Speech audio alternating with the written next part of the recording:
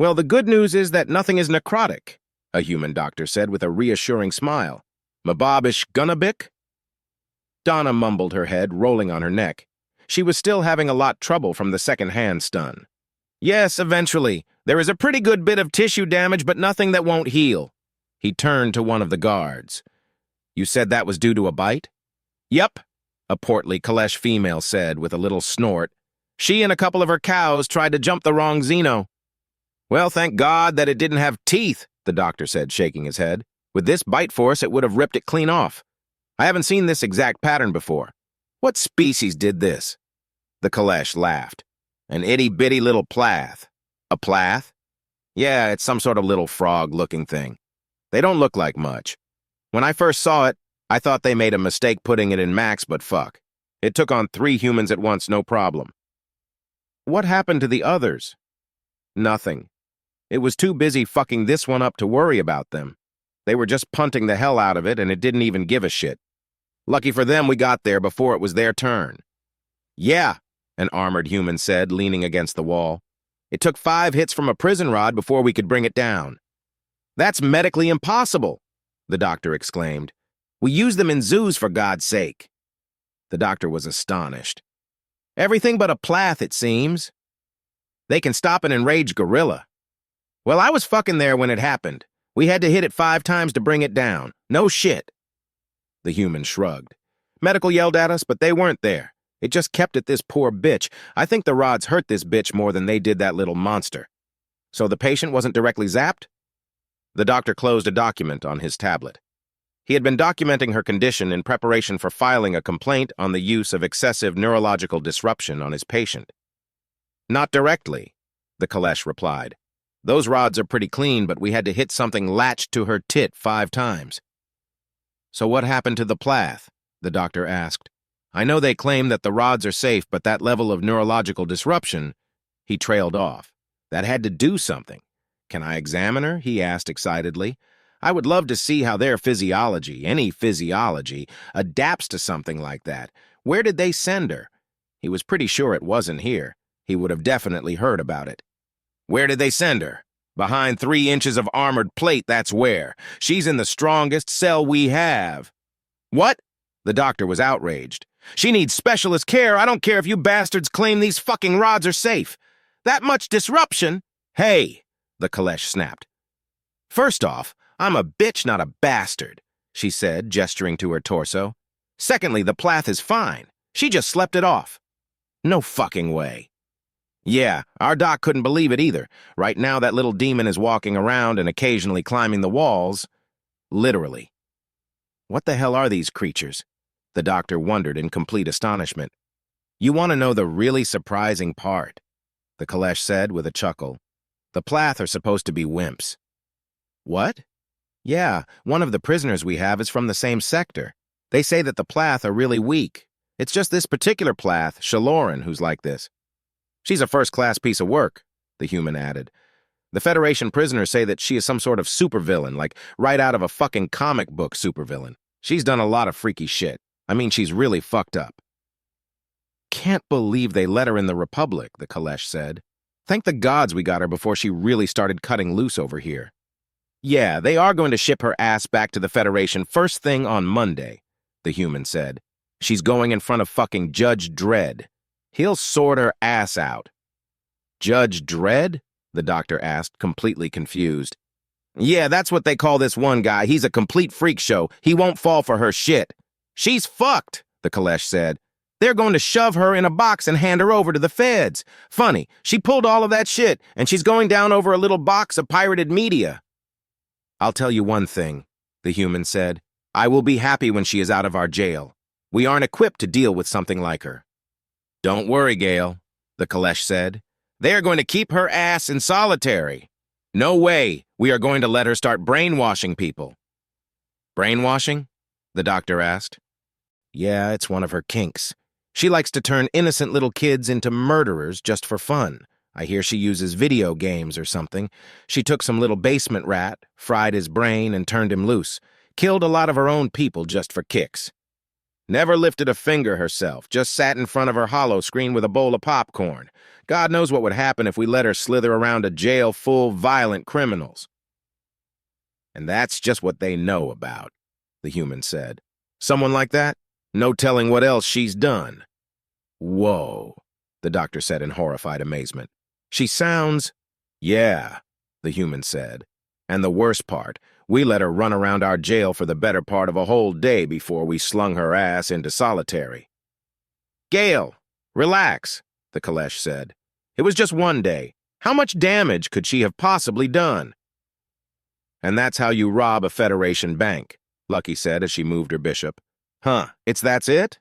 Visha said as she slid her queen across the board with a predatory smile. Check. Shit, Lucky grumbled as a murmur issued from the crowd gathered around the pair. She had no choice but to move her last knight to block it. Visha tapped it with one of her own with a little click. Lucky was on the ropes. She had a love-hate relationship with chess. Just like everything else, tearing it was both delightful and delightfully fucked up, all at the same time. She glanced over at the pile of cellophane-covered delights beside them. She was going to lose. Not only was she going to lose to Visha again, but goodbye, honey buns. Fuck. It can't be that easy, another human, one of Visha's crew, said as she eyed the pile of sugar-glazed goodness on the table. It was a big pile, big enough for Visha to share. That's what she says, and she should know, Lucky said as she carefully examined the board. Void, take everything. She was about to lose her rook. She clicked her tongue against her teeth as she racked her brain. She doesn't know how the Terrans hacked the system, but she says that Federation banks have a shitload of credits on hand, like 6 figures easy, even in a little branch. You can always hire a hacker, Visha said as she sipped her tea. Now, are you going to move or what, Cottontail? Don't rush me, you wrinkly naked meat sack. Well, I know something for sure, Kalexala the Juan said, raising herself up, trying to get a better look at the board. First thing I'm doing when I get out is getting that Outland Bound game. Imagine being able to just throw together a burner whenever you feel like. The crowd murmured in agreement. You're never getting out, bitch, Lucky giggled as she continued to stare at the board. Not after what you did. That's what you think, Ears, Kalexala said with an amused ripple. I'll have you know I'm trying to cop a plea and get deported. I pull that off and bam! A few years in a penal battalion and I'm bathing in a tide pool with a drink in my suckers. If it's that easy, then why are you still here? Because the fucking Republic knows that's what will happen. They want me to do the whole stretch, not wiggle free. I kind of pissed them off. I can't imagine why. Lucky giggled as she continued to stare at the board. Fuck, she was in a bit of a hole there. Yeah, they have no sense of humor, Kalexala said, rippling with laughter. Would you fucking move already? Visha said in annoyance. Staring at it won't make it any better, Fluffy. Fine, Lucky said, sliding a bishop to cover her rook. Checkmate, Visha said as she moved a piece with glee. Fuck. Visha laughed as she started tossing honey buns back to her crew. Be sure to thank the bunny, Visha chuckled as she grabbed the rest. Lucky just sighed and shook her head. Hey, one of the crowd said. Speaking of that game, we have a cooker right here in the common room. Anyone touches that cooker and I will have their legs broken, Visha said firmly. Only if I don't get to them first, Lucky added. The thought of cold ramen makes me annoyed. Monday afternoon, Donna, sporting an eye patch and her face covered in adhesive smart bandages, hesitated at the entrance to the cell block. This was going to be bad. She got her ass kicked by a fucking midget. Hey! Get in there! A voice barked over a speaker. She took a deep breath and walked inside. Everyone turned to look as she came in. One of her friends ran up. Are you okay? Yeah, little hard to talk, but yeah. Everyone's talking about it. They say you are lucky you aren't dead. What? Yeah, turns out that little thing is like some fucking serial killer or something, and that whole meek little alien thing is just an act. She's a fucking monster. A crowd started to form around her as she walked across the common area. Most of them weren't laughing, just looking at her curiously. Nice boob job, Tiz said with a hiss chuckle as she pointed at Donna's bandaged left breast. When are you getting the other one done? Now the crowd started to laugh. Donna glared at Tiz but didn't say anything. The crowd parted as Lucky loped through. I fucking warned you, bitch, Lucky said with a XVLI giggle. I fucking warned you, giggle. Shut up. Oh, Kate, Lucky giggled as the crowd snickered. Will, what's the matter? Plath got your tongue? Donna just glared at her and pushed her way through the crowd and into her cell. She mostly hid in her cell until dinner. Her friends reassured her that people weren't laughing at her cause that little Zeno was really bad news.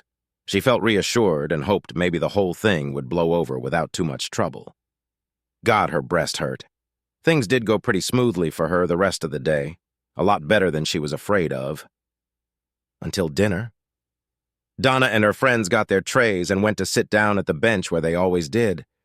Whoa, what the fuck do you think you are doing? A scarred human female who had a large tattoo of the sun partially eclipsed by the earth on the side of her partially shaved head. I'm eating? Not here. This table is for Terrans, true Terrans. Beat it. But, Donna said in a very uncertain voice. Hey, she might have lost, but that thing, that Sheloran, one of her friends said in her defense. Yeah, the tattooed woman replied. That ain't the problem. Oh, getting your ass handed you to a fucking teacup Zeno is bad, but that we could overlook. The woman glared at her. Terrans can fall to Xenos. Terrans fall. You knelt. You were on your knees crying like a little bitch and begging for mercy. The table sneered at her and her friends backed away a little. Terrans, true or otherwise, don't kneel. Ever. You aren't a Terran. I don't know what the fuck you are, but you are definitely not a Terran. Fuck off. Donna just hung her head and turned to leave. You two can stay, the tattooed woman said to her two friends. Donna looked at them with pleading eyes, but they just looked away. Sorry, one of them muttered as they both sat down. Donna wandered the cafeteria. Each time she approached a table, she was glared at and people shook their heads. The only people she had befriended were the true Terrans, and she had either pushed around or pissed off a lot of others. The only bench left was the one used by the outcasts. Resigning herself to her fate, she slowly started walking towards it. As she did, Tiz ambled past, carrying her empty tray. Hey, Donna, Tiz said with cheer, you can sit with us. Donna looked at her with surprise and suspicion. That's okay, Donna said as she tried to walk past. You don't understand, Tiz hissed. You are going to sit with us. Lucky wants a word. She says not to make her come looking for you. You won't like it if she does. With that, Tiz walked away. Donna just swallowed hard. Trying not to shake with fear, she approached Lucky.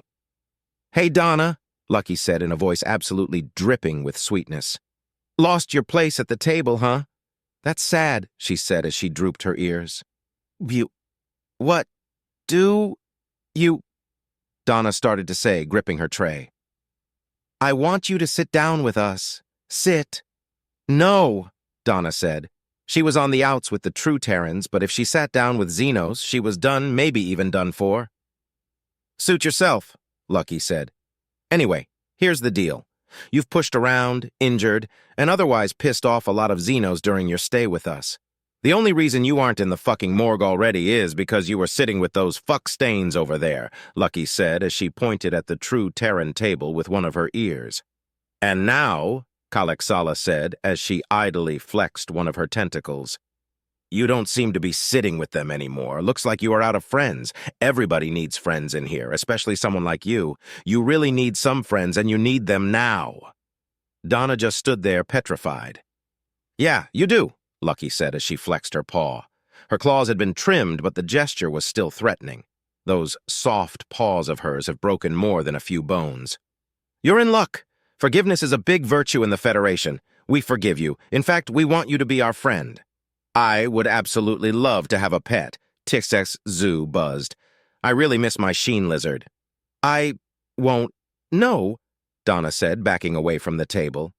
You have two choices, Kalexala said calmly. Be our pet or PC out. That's right, Lucky said with a quiet chortle. Sit down with us now, or request protective custody. Tell them you are in danger because you are, Lucky added with a quiet little hiss. Don't worry, Kalexala said, rippling with soothing colors. We Huan know how to properly treat our subjects. We are firm masters, but kind as long as you submit and serve. No, Donna said with a quiver in her voice. Yeah, I could use a good brushing, the large, shaggy, white-furred alien rumbled, especially along my back. It's hard to reach there. Donna heard chuckling, Human, Kalesh, and Zeno behind her. She started to back away. Not sitting with your new masters isn't a good start, but we are forgiving and kind and will give you time to think it over. Be in Zora's cell, brush in hand, within 2 hours, or be in PC, Lucky said as she neatly snapped a carrot in half in her teeth and started to chew meaningfully. This is a one-time offer, Tix Zoo buzzed. Think about it carefully. Really think about spending the rest of your time in solitary. Think about it because once we withdraw this offer, it's open season on your fat ass. There are several of us who will never see the outside again, Lucky giggled softly. I needn't tell you what that means. And others, Tix Zoo buzzed, are probably going to be deported after their trial. Some of us really don't want that to happen. A murder charge would keep them in the Republic, quite possibly for life. Some of us might prefer that. Think it over and get back to us. Now's it like a good little pet or take a walk, Lucky said as she munched on a spinach leaf. Her old friends, the true Terrans, just laughed at her when she went to them for help. They said that they would never stand for any Terran to be a Xeno's pet.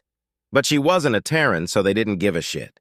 The warden did let her talk to him, but he told her the only reason he agreed to meet to was so that he could laugh in her face, which he did. He told her, still laughing, to either go back to her cell block or into protective custody, and that he really didn't give a fuck which one it was. 2 hours later, on the dot, Donna stood at the doorway of Zora's cell. Donna! Zora rumbled happily as she pulled out her grooming brush. Who's a good girl? You are! Yes, you are! Here, girl! Donna slowly walked forward and, hand shaking, took the brush and started brushing out the stiff fur.